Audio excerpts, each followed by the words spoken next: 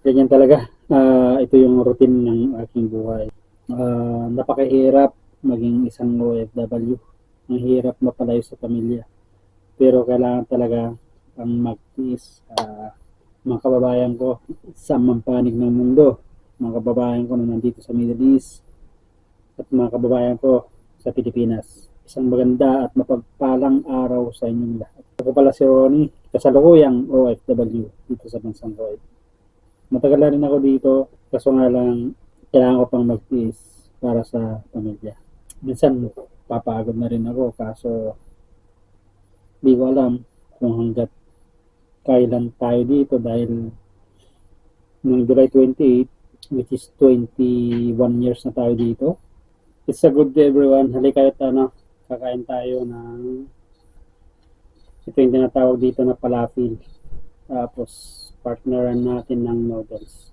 So samahan nyo ako, wala tayong magawa. Ito yung kwarto ko. O partition, tinatawag dito. Medyo masikip, pero ox na sa akin. So, at saka medyo magulo. Pero okay lang yun kasi solo ko naman dito, mag-isa lang ako. Kahit anong gawin ko, okay lang. Pero like pag may kasama ka, syempre, with speaker kasi uso pa rin din naman dito.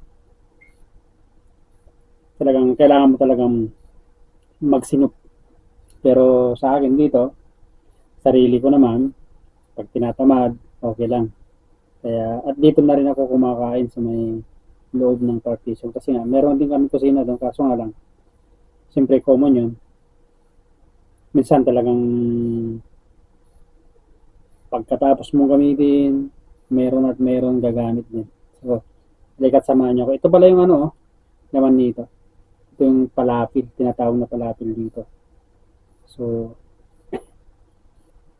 kumbaga dito sa bansang Kuwait, pangmasa to. Ang presyo nito is 100 fils. Kung i-convert mo sa atin, 200 na yata yung palitan ngayon, which is 20 pesos. Gulay ito, prinito, tapos bigyan ng kamatis, cucumber, hindi ko alam yung iba pero okay naman. Palapil, mix. Solve na ako dito pag bumili ako kanina ng 4 na piraso. Kasi nagpagupit tayo kanina. Na-miss ko to. Kaya bumili ako. So, paano? Kain muna ako tapos kwentuhan tayo mamaya.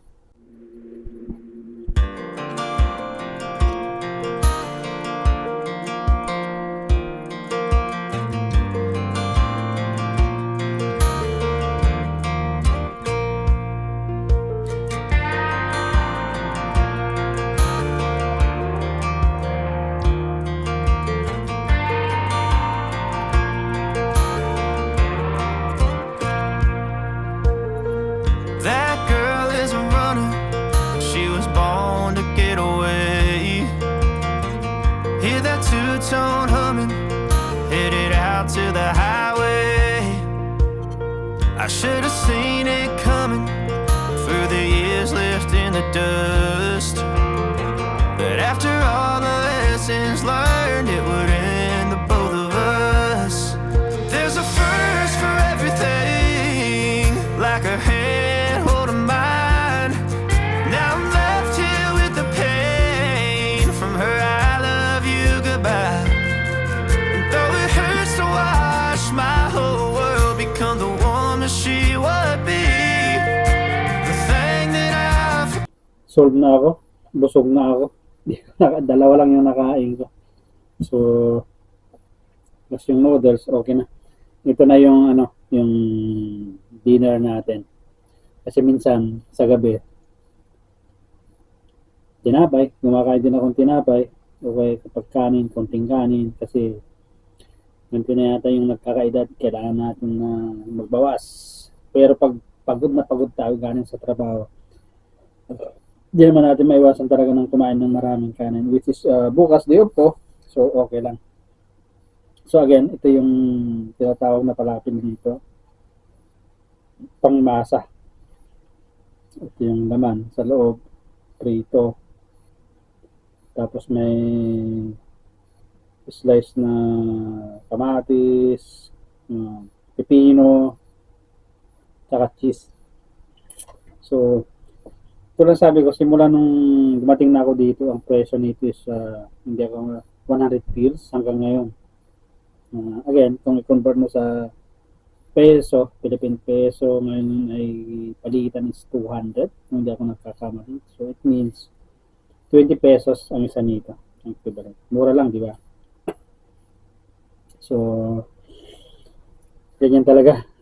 Ito yung routine ng aking buhay. Bahay, trabaho. Maya-maya, pagkatapos natin nito, konting social media, matulog na tayo, tapos magising bukas, switch day off natin, maglaba tayo, marami tayong labahan. Then, yun. Pagkatapos maglaba siguro, mga tanghali na naman, konting pahinga, social media, tulog ulit sa gabi, kinabukasan, kasi pang umaga ako pagkatapos ng aking day off. So, napakahirap maging isang OFW. Ang hirap mapalayo sa pamilya. Pero kailangan talaga ang magtiis. Mga kababayan ko sa mampanig ng mundo, mga kababayan ko na nandito sa Middle East, at mga kababayan ko sa Pilipinas. Isang maganda at mapagpalang araw sa inyong lahat. Ako pala si Ronnie, kasalukuyang OFW dito sa bansang Kuwait. Matagal na rin ako dito, kaso nga lang kailangan ko pang magtiis para sa pamilya. Lalong-lalo na, nakapag-graduate na rin ako ng isang anak, which is mayroon pang dalawa. Minsan, papagod na rin ako, kaso di ko alam kung hanggat kailan tayo dito dahil noong July 28, which is 21 years na tayo dito. Ngayon is July 31. So it means 21 years and 3 days na tayo dito sa Kuwait. Dito na rin ako pumuti ang buhok. Diba? Sa totoo lang. Pero kailangan pa rin talaga magtiyaga. So, ito, di ko na ubos. So, paano? Yung mga, sorry, kapwa ko OFW nandito sa Middle East, alam nyo bang kainin daw? Falafel. So, again, maraming salamat sa inyong pagsama, mga kababayan, mga ka-OFW. At ginagawa ko lang to as may libangan. Ito lang yung lagi kong sinasabi kasi napaka-homesick talaga. Naghanap lang ako ng magawa para sa ganon, hindi naman gasinong homesick kasi boring na boring. So, mga kababayan ko na nandito sa gitnang silangan, sobra pa rin ang init. Mag-ingat kayo at mga kababayan ko na sa mampanig ng mundo at mga kababayan ko sa Pilipinas. Again, maraming salamat sa inyong pagsama at kita-kits sa masunod kong videos. Again, thank you very much. Stay humble. Peace.